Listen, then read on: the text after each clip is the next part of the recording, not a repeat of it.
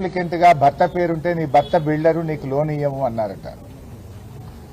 ఈ 13 నెలల కాంగ్రెస్ పాలనలో ఒక్క అపార్ట్మెంట్ కూడా అమ్ముడుపోక, బ్యాంకులకు పోతే అప్పు రాక, ఇంకా దిక్కుతోచని పరిస్థితుల్లో పాపం ఆత్మస్థైర్యం కోల్పోయి వేణుగోపాల్ రెడ్డి ఆత్మహత్య చేసుకున్నాడు. నిజంగా యువ బిల్డర్, ఇప్పుడిప్పుడే పైకి వస్తా ఉన్నాడు. 39 సంవత్సరాల వయసు. పాపం 5 సంవత్సరాల చిన్న పాప, పసి పాప ఉంది ఆయనకు. ఆ అమ్మాయి రాత్రంతా నాన్న నాన్న అని నిద్రలో ఏడుస్తూ ఉంది అని ఆ తల్లి రోధిస్తూ ఉంటే హృదయం ద్రవించిపోతా ఉంది. ఇప్పటికైనా రేవంత్ రెడ్డి కళ్ళు తెరవాలి. నిజంగా వాళ్ళ కుటుంబ సభ్యులు మాట్లాడుతూ గొప్ప మాట అన్నారు.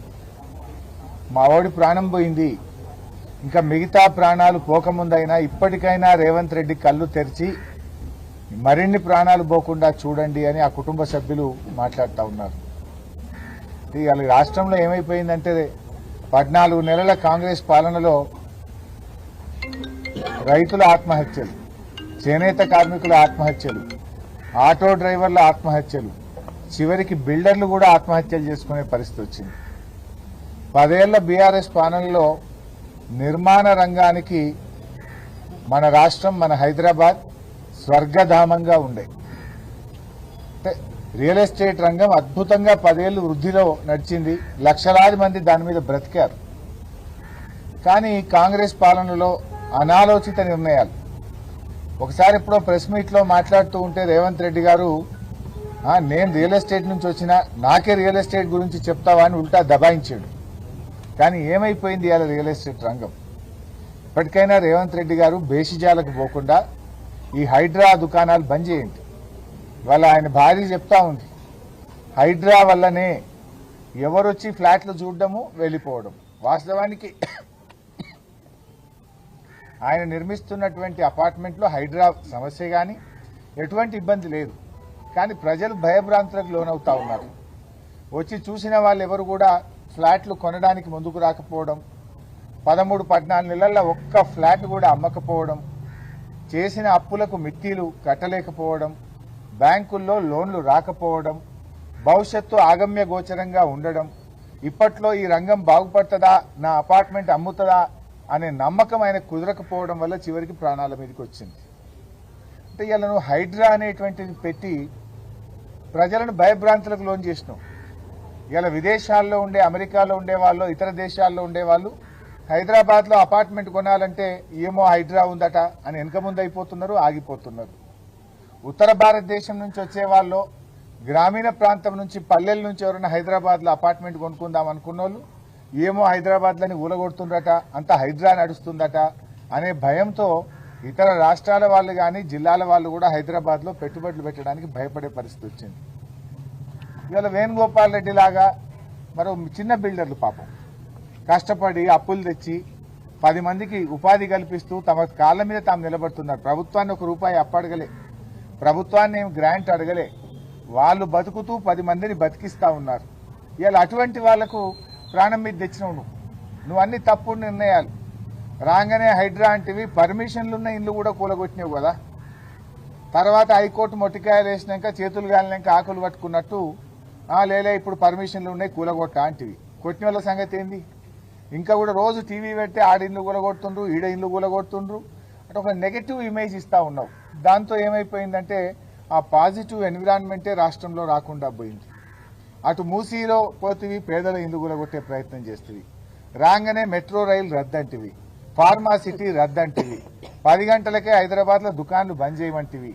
అన్ని ఆగమాగం నిర్ణయాలు, అనాలోచితమైన నిర్ణయాలు. దీని ద్వారా ఇలా ఆ పాజిటివిటీ అనేది రాష్ట్రంలో లోపించింది. ఇలా మార్కెట్ మొత్తం కూడా ఆగమైపోయింది. ఇవాళ జిల్లాల్లో కూడా అసలు ప్లాట్లు అమ్ముతలేవని, అపార్ట్మెంట్లు అమ్ముతలేవని, గేటెడ్ కమ్యూనిటీలు అమ్ముతలేవని, పిల్లల పెళ్లిళ్ళు ఉన్నాయి, పిల్లలు అమెరికా పోవాలి, ఏదైనా ఆపద పడ్డది, దవాఖాన ఉన్నది, అమ్ముకుందాం ఒక ప్లాట్ అంటే కూడా అమ్ముకోనటువంటి దయనీయమైన పరిస్థితి రాష్ట్రంలో వచ్చింది. 10 ఏళ్లలో కేసీఆర్ గారేమో హైదరాబాద్ అంటే దేశం మొత్తం హైదరాబాద్ దిక్కు చూసింది. ఉత్తర భారతదేశం వాళ్ళు వచ్చి హైదరాబాద్లో ఇన్వెస్ట్మెంట్ చేశారు. విదేశాల నుంచి హైదరాబాద్కి ఇన్వెస్ట్మెంట్స్ వచ్చాయి. కానీ మీరు వచ్చిన తర్వాత హైదరాబాద్ నుంచే బిల్డర్లు బెంగళూరు పోతున్నారు, బాంబే పోతున్నారు, నోయిడా పోతున్నారు, హైదరాబాద్ నుంచి బయటకు పోయే పరిస్థితి తెచ్చావు. మరి ఇలా ఈ వేణుగోపాల్ రెడ్డి గారి కుటుంబాన్ని ఎట్లా ఆదుకుంటారు? నేను ప్రభుత్వాన్ని మరి బిల్డర్స్ అసోసియేషన్ కూడా విజ్ఞప్తి చేస్తా ఉన్నా, ఇది మీ బాధ్యత కూడా. మీ తోటి బిల్డర్ చనిపోయినప్పుడు బిల్డర్స్ అసోసియేషన్ మొత్తం కూడా ఆ కుటుంబానికి అండగా నిలబడి ఆ చిన్న పాపను ఆ కుటుంబాన్ని నిలబెట్టాలని చెప్పి మన తెలంగాణ బిల్డర్స్ అసోసియేషన్స్ ను నేను కోరుతా ఉన్నా. ఇక 2 అసోసియేషన్స్ ఉన్నట్టున్నాయి, ఇద్దరు కూడా ముందుకు రావాలి, స్పందించాలి, ఈ కుటుంబాన్ని ఆదుకోవాలి. మరే బిల్డర్ కూడా ఇటువంటి పరిస్థితి రాకుండా అందరూ కలిసి ఈ సమస్యని పరిష్కరించుకోవాల్సిన అవసరం ఉంది. రేవంత్ రెడ్డి గారు కూడా ఆత్మవిమర్శ చేసుకొని రియల్ ఎస్టేట్ అంటే నాకు బాగా తెలిసిన మాటల్లో చెప్పడం కాదు, మీరు వచ్చి వేణుగోపాల్ రెడ్డి గారి కుటుంబాన్ని పరామర్శించండి, ఆ ఫ్యామిలీ మెంబర్స్తో మాట్లాడండి, వాళ్ళకి ఏం కష్టం జరిగిందో అర్థం చేసుకోండి. ఇది మిగతా వారికి ఇలాంటి పరిస్థితి రాకుండా పరిస్థితిని చక్కబెట్టే ప్రయత్నం చేయండి. చిన్న చిన్న బిల్డర్లు ఉంటారు, బిల్డర్లు అంటే బడా బడా బిల్డర్లే కాదు, there are small people. Venugopal Reddy వాళ్ళు చాలా చిన్న వాళ్ళు ఉంటారు, అలాంటి వాళ్ళతో మీరు మాట్లాడండి. బిల్డర్స్ అనగానే పెద్ద పెద్ద కోటీశ్వర్లను పట్టుకొని ఆ 10 మందితో మాట్లాడితే అది బిల్డర్ల సమస్యలు కావు. చాలా మంది కూడా రెక్కాడితే డొక్కాడే వాళ్ళు స్వయం ఉపాధితో వాళ్ళ కాళ్ళ మీద వాళ్ళు నిలబడుతూ చిన్న చిన్న అపార్ట్మెంట్లో చిన్న చిన్న ఇండ్లు కడుతూ అమ్మే వాళ్ళు ఉంటారు. ఇలా వాళ్ళ పరిస్థితి దయనీయంగా ఉంది. ఆలోచించండి వాళ్ళ గురించి. హెచ్ఎండిఏలో అనుమతులు ఎందుకు ఆలస్యం అవుతున్నాయి? జిహెచ్ఎంసీలో అనుమతులు ఎందుకు ఆలస్యం అవుతున్నాయి? అధికారుల వేధింపులు ఎందుకు పెరుగుతా ఉన్నాయి? పర్మిషన్లకు లంచాల పేరిట వేధింపులు ఎందుకు ఎక్కువైతా ఉన్నాయి? యూసీలు రావాలంటే సంవత్సరాల తరబడి ఎందుకు వెయిట్ చేయాల్సి వస్తూ ఉంది? మరి ఎందుకు ఈ పరిస్థితుల్లో ఇలాంటి పరిస్థితి వచ్చిందో? మీరే మున్సిపల్ మంత్రిగా ఉన్నారు, మీరే ముఖ్యమంత్రిగా ఉన్నారు, ఇప్పటికైనా చొరవ చూపండి. అధికారం ఎవరికి శాశ్వతం కాదు, రాజకీయాలు అంతకంటే కాదు. ప్రజలు ముఖ్యం, ప్రజల ప్రాణాలు ముఖ్యం. అందువల్ల బాగా ఆలోచించి మీరు సీరియస్గా ఈ అంశాన్ని రివ్యూ చేసి ఈ కుటుంబాన్ని ప్రభుత్వం కూడా ముందుకొచ్చి ఆదుకోవాలని, ఇలాంటి పరిస్థితి ఇంకెవరికి హైదరాబాద్లో రాకుండా ఉండడానికి, ఈ రియల్ ఎస్టేట్ రంగం మళ్ళీ పూర్వ వైభవాన్ని పొందే విధంగా ప్రభుత్వం చొరవ చూపాలని, బేషిజాలకు పోకుండా ఆత్మవిమర్శ చేసుకోండి, గుండె మీద చేసుకొని ఆలోచించండి. నిజంగా ఆయన భార్య, వాళ్ళ చెల్లెళ్ళు, వాళ్ళ తండ్రి గారు, వాళ్ళ మామగారు, వాళ్ళందరి మాటలు వింటే ఆయన గత 3-4 నెలల నుంచి ఎంత క్షోభ అనుభవించాడు. చాలా నిజాయితీ పరుడని, చనిపోవడానికి కొద్ది గంటల ముందు ఆయనకున్న ఎల్ఐసిలో కట్టిన డబ్బు 18 లక్షలు తెచ్చి ఎవరెవరికి అప్పులు కట్టాలనో ఆ ఎల్ఐసి రద్దు చేసుకొని లైఫ్ ఇన్సూరెన్స్ను ఆ 18 లక్షలు తెచ్చి కూడా అప్పుల వాళ్ళకి కడుతూ చనిపోయాడు. అంటే ఆయన ఎంత నిజాయితీ పరుడో ఆలోచించండి. చివరికి ఆ కుటుంబానికి ఎల్ఐసి కూడా లేదు, బీమా కూడా లేదు, ఆ కుటుంబాన్ని ఆదుకునే పరిస్థితి కూడా లేదు. అంటే ఆయన ఒక నిజాయితీ పరుడు, ఆత్మగౌరవం కలిగిన వాడు కనుక ఇంకా 10 మందిలో అవమానం పాలు కాకూడదు, 10 మందిలో నా గౌరవం పోతే తట్టుకోలేక చివరికి అప్పుల వాళ్లకు ఎల్ఐసి రద్దు చేసి అప్పులు కట్టి ఆత్మహత్య చేసుకున్నాడు. ఆత్మహత్య పరిష్కారం కాదు. నిజానికి 5 సంవత్సరాల పాప ఉంది. ఎవరు కూడా ఆత్మహత్యలు చేసుకోకూడదు. ఆత్మహత్యలు పరిష్కారాన్ని ఇవ్వవు. నిజానికి నీ కుటుంబ సభ్యులను ఇంకా బాధ పెడతాయి. ఎవరైనా ధైర్యంగా ఎదుర్కోవాలి.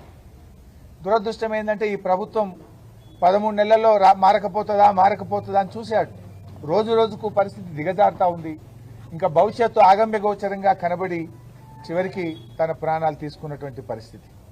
బీఆర్ఎస్ పార్టీ పక్షాన తప్పకుండా ఆ కుటుంబాన్ని కాపాడుకుంటాం. ఆ కుటుంబానికి అండగా నిలబడి మా వంతుగా మా స్థానిక శాసనసభ్యులు పార్టీ తరఫున కూడా ఆ కుటుంబానికి సహాయాన్ని అందిస్తాం. భవిష్యత్తులో ఆ కుటుంబాన్ని నిలబెట్టడానికి అన్ని రకాలుగా మేము ప్రయత్నం చేస్తాం. బిల్డర్స్ అసోసియేషన్ కూడా ముందుకు వచ్చి, అసోసియేషన్లు అనేటువంటివి మీ హక్కుల సాధన కోసమే కాదు, మీ సంఘంలో ఎవరికైనా కష్టం వచ్చినప్పుడు నిలబడడం కూడా ఆ అసోసియేషన్కు ఒక అర్థం ఉంటుంది. లేకపోతే ఎందుకు అసోసియేషన్ లేదు? 5 రోజులు అయింది, ఇన్ని బిల్డర్స్ అసోసియేషన్స్ ఉన్నాయి. ఒక్క అసోసియేషన్ వచ్చి కూడా మరి ఎందుకు ఆ కుటుంబానికి ధైర్యం చెప్పలేకపోయిందని నేను అడుగుతా ఉన్నా. ఆలోచించాలి కదా. మీరు పెద్ద పెద్ద షోలు పెట్టి పెద్ద పెద్ద కార్యక్రమాలు చేస్తూ ఉంటారు. మరి ఇలాంటి ఒక మీ తోటి బిల్డరు ఆత్మహత్య చేసుకుంటే కనీసం ధైర్యాన్ని ఇవ్వాల్సినటువంటి బాధ్యత కూడా మీకున్నది. బిల్డర్స్ అసోసియేషన్స్ కూడా ఆలోచించాలని కూడా నేను విజ్ఞప్తి చేస్తున్నా. రేవంత్ రెడ్డి ప్రభుత్వం కూడా ఇప్పటికీ స్పందించలేదు. చీమగుట్టినట్టు కూడా లేదు మీకు. We should feel shame. మీ పాలనలో మొదటిసారి ఈ రాష్ట్రంలో బిల్డర్ ఆత్మహత్య చేసుకున్నారు. ఇప్పటిదాకా రైతుల గురించి విన్నాం, చేనేత కార్మికుల గురించి విన్నాం, ఆటో కార్మికుల గురించి విన్నాం. బిల్డర్లు ఆత్మహత్య చేసుకునే పరిస్థితి మొదటిసారి వింటున్నాం.